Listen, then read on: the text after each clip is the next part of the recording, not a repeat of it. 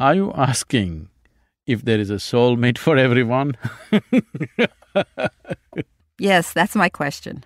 Now you must understand this. Sadhguru explained, his eyes alive and bright as the reflection of the fire danced across his face. Mating is always of the body.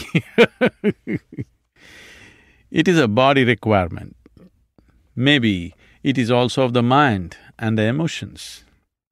But the process of mating belongs to the body to some extent and to the mind to some extent. The soul cannot mate with anything, nor does the soul need a mate, because it is absolute and boundless. Only what is limited needs a mate in order to feel little better.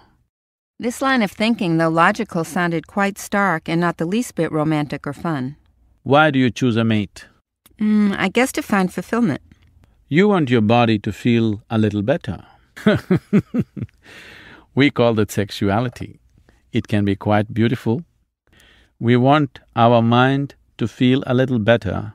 We call that companionship. We want our emotions to feel better, and we call that love. Emotional compatibility makes it very beautiful and sweet, but that is as far as it goes. Experiencing a good physical compatibility, companionship, and a strong sense of love in many ways can make your life very wonderful. But if you are willing to look at all this very carefully and sincerely, you cannot deny the limitations with which it exists, and the anxiety that naturally follows such an arrangement.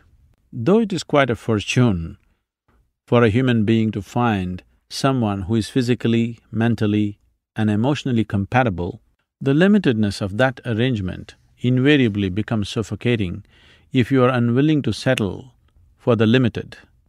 To have such a pleasant arrangement is like living in a beautiful garden. Every human being wants to have this, but this is not a matter of soul. All the connections you make this way are either of body, mind, or emotions.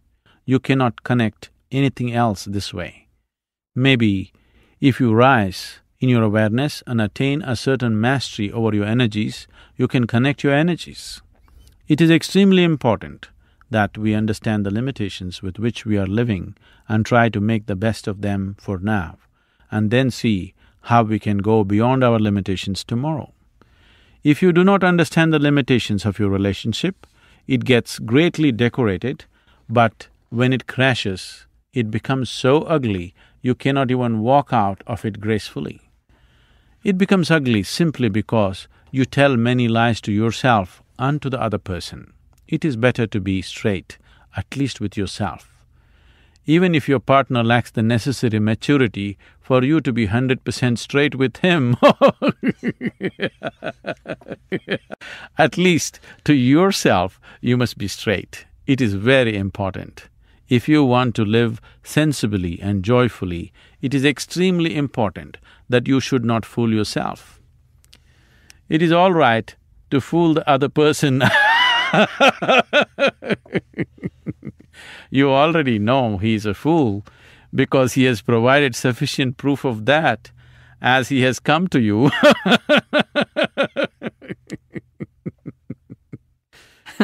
Thanks a lot, I said, and also laughed, even though I found his humor funnier or more charming when it was directed toward anyone other than me. Only if you are straight with yourself will you know the value of offering that to another human being. So it does not matter. With him, you do whatever you think is best for you and him. My business is not what you are doing with somebody else. What you do with someone else is just social. My business is just with you, basic you, with yourself. You must be straight. It is very, very important to be straight with yourself. Otherwise, life won't work right. If you are very straight with yourself, you will see through things very easily. There are lots of things that people think are important that won't matter to you or even make much sense to you. The more sincere you are with yourself, the clearer you will see things, and the less melodrama you will add to things in order to make your life more intense and interesting. Without all the melodrama, you will become freer and freer, and you will quickly become less entangled. You will cut away one encumbering rope at a time. Then you will rise higher and higher to elevated realities. If you do not become absolutely straight with yourself, it may take a lifetime to deal with every little thing that disturbs you before you finally come to the point where you realize that all your worry was not getting you anywhere. You will need a full lifetime. That is a waste of your time and life. But if you are very straight with yourself, you will see that most of the things that are highly romanticized in the world actually mean nothing.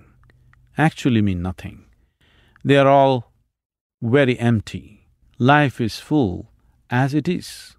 It does not need decorating. Only those who are missing the intensity of the life process, those who are not in perception of the grandeur of life within, have this juvenile idea that they have to enhance life. Life process does not need any assistance from you to become beautiful. If only you are willing to merge with it and know its beauty. He then picked up a branch to reposition a couple of the logs in the fire. He also then added another large log, and the fire was soon a large roaring blaze again. He continued, Does this mean you should not enjoy the simple aspects of life? No. Let us apply it to this moment. If you eat your dinner, will you get enlightened? No. But that does not mean we don't eat dinner. We eat. Why can't we enjoy the simple process of life?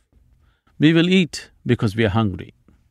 Even though dinner is not going to get us to the ultimate, we still enjoy our dinner.